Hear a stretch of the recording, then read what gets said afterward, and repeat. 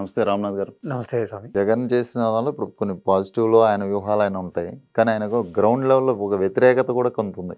రోడ్ల ఇష్యూ కావచ్చు, రాజధాని ఇష్యూలు కావచ్చు, ఇంకా కొన్ని ఉన్నాయి. ఈ సోషల్ మీడియాలో ఈరోజు మనం అంగన్వాడీల అంగన్వాడీల మీద సంబంధించిన ఎస్మా చట్టం వాళ్ళపైన ఎస్మా ఉపయోగించడం చట్టం అని న్యూస్ వస్తుంది. ఎలక్షన్ ముందు ఇలాంటి డెసిషన్లు కూడా చాలా అదొక బూమ్‌రాంగ్ అనుకోవాలి. సో ఇలాంటి సమస్యలు కొన్ని ఉన్నాయి. అదొకటే కాదు, ఈ అంగన్వాడీల ధర్నాలు ఉంటే వీళ్ళ వర్క్ కూడా వేరే వాళ్ళు చేయాలని వాలంటీర్స్ మీదని, కొంత మున్సిపల్ కార్మికులు ధర్నాలు చేస్తున్నారు. ఇదంతా దానికి తోడు ఉద్యోగ సంఘాలు కూడా కొంత వ్యతిరేకత ఉంది. ఈ వ్యతిరేకత అంతా జగన్కి మైనస్ అవుతుంది కదా. ఖచ్చితంగా. అంటే నేనేమంటానంటే ఇప్పుడు 5 సంవత్సరాల నుంచి ముఖ్యమంత్రిగా ఉన్నప్పుడు ఆ రోజు ఎన్నికల హామీల్లో కొంత హామీలు ఇచ్చింటారు. అంటే ఈ ఉద్యోగులకు మేము రెగ్యులరైజ్ చేస్తామని కానీ, కాంట్రాక్ట్ ఉద్యోగులను, తర్వాత ఆ క్రమంలో ఆర్టీసీ ఎంప్లాయీస్ను గవర్నమెంట్లో కలపడం జరిగింది. కానీ గవర్నమెంట్లో కలిపినా కూడా వాళ్ళు అంత సాటిస్ఫై కానట్టుగా మనం వార్తలు చూస్తున్నాం. అంటే మాకు గవర్నమెంట్లో విలీనం చేసినారు కానీ ప్రయోజనాలు అయితే మాకేం లేవు, మాకు సంక్షేమ పథకాలు పెద్దగా లేవు, హెల్త్ బెనిఫిట్స్ పెద్దగా లేవు, అరియర్స్ చాలా రావాల్సి ఉన్నాయి.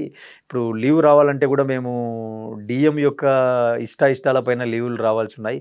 మాకు గతంలో కొంత స్వేచ్ఛ ఉన్నది. ఇట్లాంటివన్నీ మనం అక్కడక్కడ కొన్ని సమస్యలు చూస్తున్నాం. నేనేమంటానంటే ఇవన్నీ కూర్చొని మాట్లాడితే పోయేటువంటి సమస్యలే. ఇప్పుడు ఆ రోజు 108 ఎంప్లాయీస్ కూడా జీతాలు పెంచాలని అడిగినారు. వాళ్ళకు కూడా 11,000 ఎంతో ఉంటే 18,000 21,000 ఎంతో చేయడం జరిగింది 108, 104లో. అలాగే ఈరోజు కాంట్రాక్ట్ ఉద్యోగులను రెగ్యులరైజ్గా జీవోలు ఇవ్వడం, అన్నీ ఇవ్వడం చూస్తున్నాం. ఒక సైడ్ ఆర్టీసీ ఉద్యోగులు చూస్తున్నాం. ఇంకా ముఖ్యంగా ఉద్యోగుల గురించి మాట్లాడుకుంటే వాళ్ళు కొంత పిఆర్సీ ఎక్కువ అడిగినట్టున్నారు, వాళ్ళకి ఏదో ఐఆర్ కొంత ఇవ్వడం జరిగింది. సో ఇలా కొన్ని సమస్యలు ఉన్నాయి. ఆ వర్గాలలో ఇప్పుడు మీరు ఏవైతే ఇందాక వర్గాలు చెప్పారో ఆ వర్గాలలో ఖచ్చితంగా కొంత వ్యతిరేకత ఉన్నట్టుగా కనపడుతుంది మనకి. ఎందుకంటే ఈరోజు 26 రోజుల నుంచి ఒక సమ్మె చేస్తున్నారంటే ఎంతో కొంత వాళ్ళ యొక్క కోరికలను వీళ్ళు అడ్రస్ చేయాల్సి ఉంటుంది. అది కూడా ఎలక్షన్ టైం, ఎలక్షన్ల టైము. ఇప్పుడు ఈ సందర్భంలో వాళ్ళు మళ్ళీ ఎస్మా చట్టం తెచ్చి 6 నెలల పాటు రాష్ట్రంలో ధర్నాలు, నిషేధము ఏం చేయొద్దు అంటున్నారంటే ఖచ్చితంగా ఆ వర్గాలను కొంత దూరం చేసుకున్నట్టుగానే మనం భావించాలి. నేనేమంటా అంటే ప్రజా వ్యతిరేకత ప్రభుత్వం పైన ఏ స్థాయిలో ఉందని ఒకసారి ఆలోచిస్తే, మనము ఒకసారి గణాంకాలు తీసుకుంటే 2019 ఎన్నికల్లో టీడీపీకి వచ్చినటువంటి ఓట్ బ్యాంకు దగ్గర 39%. సో వైఎస్ఆర్సీపీకి వచ్చిన ఓట్ బ్యాంకు 51% ఉంది. అంటే జనసేనకు 8% ఉంది. ఈరోజు జనసేన ప్లస్ టీడీపీ అలయన్స్లో ఉన్నారు. అంటే ఆ 39 ప్లస్ ఈ 7 కలిపితే ఎంత ఉంది? 46 అవుతుంది. ఇక్కడ వైఎస్ఆర్సీపీకి 51 వచ్చింది. అంటే ఈ 46 ఈ 51 మధ్య డిఫరెన్స్ ఎంత ఉంది? 5% ఉంది.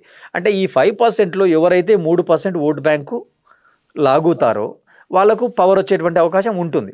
అంటే నేను లోకల్ బాడీ ఎలక్షన్లలో క్యాలిక్యులేషన్స్ తీసుకోవడం లేదు, ఓన్లీ జనరల్ ఎలక్షన్స్ వరకే మనం మాట్లాడుకుంటే అంటే ఆ డిఫరెన్స్ చూడండి మీరు, ఓన్లీ 3% ఉంది. అంటే 3% ఓట్ బ్యాంకే.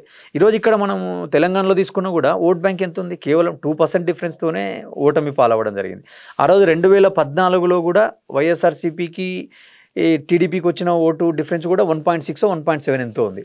అంటే ఈరోజు 3% వ్యతిరేకత ఒకవేళ నిజంగా వైఎస్ఆర్సీపీ ప్రభుత్వం పైన ఉంటే అది ఖచ్చితంగా వీళ్ళకు అడ్వాంటేజ్ అయ్యేటువంటి అవకాశం ఉంటుంది. ఎందుకంటే వీళ్ళు పొత్తులో వస్తున్నారు. అంటే పవన్ కళ్యాణ్కు ఉన్న 7% ఓట్ బ్యాంకు కాస్త పెరిగింది అనుకోవచ్చు మనం. ఎందుకంటే ఎందుకు ఈ మాట అనాల్సి వస్తుందంటే లోకల్ బాడీ ఎలక్షన్స్లో టీడీపీ చేతులు ఎత్తేసింది. అంటే అధికార పార్టీ ఏకగ్రీవాలు చేసుకుంటున్నారనండి, లేదా అధికార దుర్వినియోగం జరుగుతుంది అని చెప్పి, మనకంత బలం లేదు, ఎందుకు ఆర్థికంగా నష్టపోవాలా, ఇంకో రకంగా నష్టపోవాలని చెప్పి వాళ్ళు కొంత చేతులు ఎత్తేయడం జరిగితే కొంత జనసేన కొన్ని ప్లేస్లలో పోరాడింది, పంచాయతీల్లో కానీ, జెడ్పీటీసీల్లో కానీ, కార్పొరేషన్లు, కౌన్సిలర్లలో. కాబట్టి వాళ్ళకు కొన్ని జిల్లాల్లో గ్రౌండ్ పెరిగింది వాళ్ళకు. సో అందుకే నేను ఏమంటానంటే పొత్తులు ఒక్కొక్కసారి అడ్వాంటేజ్ అయ్యే అవకాశం ఉంటుంది, ఒకసారి బూమ్రాంగ్ కూడా అవకాశం. అంటే ఇప్పుడు టీడీపీ బలంగా ఉన్న ప్లేస్లో జనసేనకు టికెట్ వచ్చింది అనుకుందాం కాసేపు. అక్కడ నువ్వు టీడీపీ తరఫున టికెట్ ఎక్స్పెక్ట్ చేసి ఉంటావు. నువ్వు నాకు టికెట్ రాలేదనేటువంటి నిరుత్సాహంలో నువ్వు ఎంతవరకు జనసేన ఇచ్చిన అభ్యర్థికి సహకరిస్తావు? ఇంకోటి ఇక్కడ బలంగా నేను ఏమంటానంటే ఈ పొత్తులలో ఒకటి ఈ బలంగా మనకి ఏమేం పడుతుందంటే మాకు కూడా చీఫ్ మినిస్టర్ పదవి ఇవ్వాలా, అంటే జనసేనకు కూడా 2.5 ఏళ్ళు చీఫ్ మినిస్టరు అనే ఒక వర్షన్ వినపడుతుంది. అంటే ఆ రోజు ప్రజారాజ్యం పార్టీ పెట్టిన రోజు మనం ఏమనుకున్నాం? ఒక సైడు కాపులు, ఒక సైడు కమ్మలు, రెడ్లేనా సీఎం, కాపులు కూడా సీఎం కావాలా, మాకు కూడా రాజ్యాధికారం, సామాజిక న్యాయం అని చెప్పి ఆ రోజు ప్రజారాజ్యం పార్టీ వచ్చింది. అది కారణాలు ఏవైనా కావచ్చు, కాంగ్రెస్ పార్టీలో విలీనం చూసినాం. మళ్ళీ తర్వాత ఈరోజు పవన్ వచ్చినాడు.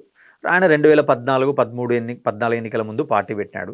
ఈ రోజుటికి ఆయన టీడీపీ గొడుగు కిందనే ఉన్నాడు, టీడీపీకే మద్దతు అంటున్నాడు తప్ప మనం ఎప్పుడు సీఎం అవుతాము అంటే కాపు సామాజిక వర్గం కానీ, జనసేన పార్టీ కార్యకర్తలు కానీ అంటే ఎన్ని రోజులునే మనం పల్లకి మోయాల్సిందే కానీ మనం పల్లకి ఎక్కలేమా అనే ఒక నిరాశావాదం వాళ్ళలో వచ్చింది. పెరిగింది లాస్ట్ ఎలక్షన్ లో అప్పుడు లేదు కానీ ఇప్పుడు బాగా కనపడుతుంది. ఇంకా ఇంకొకటి మీరు చూడాల్సింది ఏంటంటే పవన్ కళ్యాణ్ కు సమీపంగా పనిచేసిన వాళ్ళు కూడా బయటకు వచ్చి చెప్తున్నారు. అంటే అక్కడ మాకు ఆలోచనలకు ఇంపార్టెన్స్ లేదు, అక్కడ ఇద్దరు ముగ్గురి యొక్క ఆలోచనలకే ఇంపార్టెన్స్ ఎక్కువగా ఉంది. అంటే మనం వచ్చింది మనోహర్ ని ఆడ గేట్ కీపర్ గా పెట్టారు, మనం వెళ్ళాలంటే ఆయన దాటుకొని వెళ్ళాలి. ఇలాంటి విమర్శలు ఆరోపణలు నేనేమంటానంటే ఇప్పుడు పవన్ కళ్యాణ్ కు స్టార్డమ్ ఉంది, ఖచ్చితంగా ఆయనకి ఎంత కాదనుకున్నా 10% ఓట్ బ్యాంక్ ఉంది. ఇంకా మోర్ ఓవర్ ఏంటంటే రాజకీయాలను మనం దగ్గరగా చూస్తే ఒక 20 ఏళ్ళ నుంచి కూడా మనం ఒక మాట వింటుంటాం, సర్కారు జిల్లాలలో ఏ గాలి వీస్తే వాళ్ళే అధికారంలోకి వస్తారనే ఒక సామెత అనండి, ఒక ఎగ్జాంపుల్ అనండి, ఏదైనా కానీ ఉమ్మడి ఆంధ్రప్రదేశ్లో ఉన్నప్పటి నుంచి కూడా మనకు అది వినపడుతుంది. అంటే సర్కారు జిల్లాలు ఎటువైపు మళ్ళీతే అటువైపు అధికారం వస్తుందని. అది విభజన తర్వాత కూడా కనపడింది స్పష్టంగా. అంటే 2014లో ఏలూరులో ఒక్క స్థానం కూడా రాలే వైఎస్ఆర్సీపీకి. అలాగే తూర్పుగోదావరిలో కూడా మెజార్టీ స్థానాలు వాళ్ళకి వచ్చాయి, కేవలం వైసీపీకి 2, 3 రావడం జరిగింది. మళ్ళీ తర్వాత ఇప్పుడు 2019లో చూసుకుంటే వైసీపీకి ఎక్కువ స్థానాలు రావడం జరిగింది. అంటే ఆ జిల్లాలలోని ప్రజలు ఎవరి సైడు చూస్తే వాళ్ళకే అధికారం అనేది మనకు స్పష్టంగా కనపడుతుంది ఇక్కడ. కానీ నేనేమంటానంటే 2014లో వాళ్ళకు, 2019లో వీళ్ళకు ఇచ్చారు. ఈరోజు 2024 ఎన్నిక ఖచ్చితంగా కాస్త డిఫరెంట్గా ఉంటుంది. ఎందుకంటే వాళ్ళు ఇచ్చిన హామీలను, వీళ్ళు ఇచ్చిన హామీలను ఎంతవరకు నెరవేర్చారు, ఎంతవరకు మార్పులు కనపడ్డాయి, ఎవరి మాటకు విశ్వసనీయత ఉంది అనేటువంటి చర్చ ఖచ్చితంగా వస్తుంది కదా సమాజం. అటు చంద్రబాబుది చూశారు, రెండు చూశారు. ఇప్పుడు ఈరోజు బేరీజ్ చేసుకుంటారు కదా, ఖచ్చితంగా ఓటరు మనం అంత తక్కువ అంచనా వేయకూడదు ప్రజలను. ఎందుకంటే ఇప్పుడు నువ్వు రైతు రుణమాఫీ అన్నావు చంద్రబాబు నాయుడు టైంలో 1,50,000 అన్నారు, ఎంతవరకు అమలు చేశారు? కేవలం 3 విడతలు ఇవ్వడం జరిగింది. ఆ రోజు నిరుద్యోగ భృతి అన్నారు, ఎలక్షన్లకు కేవలం కొద్ది రోజుల ముందు అమలు చేయడం జరిగింది. అలాగే ఇవన్నీ అంటే నేనేమంటానంటే అన్న క్యాంటీన్లు అన్నారు, అవి కూడా ఒక 2 ఏళ్ళ ముందు ఎప్పుడో పెట్టడం జరిగింది. సో ఎవరికి హామీల అమల్లో చిత్తశుద్ధి ఉంది, ఎవరి ప్రభుత్వంలో ఎక్కువ బడుగు బలహీన వర్గాలకు కొంత మంచి జరిగింది, ఇలాంటి చర్చ జరుగుతుంది. అంటే సమాజంలో ఎక్కువ స్థాయిలో ఉండేటువంటి ఇంపాక్ట్ ఎవరి నుంచి ఉంటుంది? బడుగు బలహీన వర్గాల నుంచే ఇంపాక్ట్ ఉంటుంది.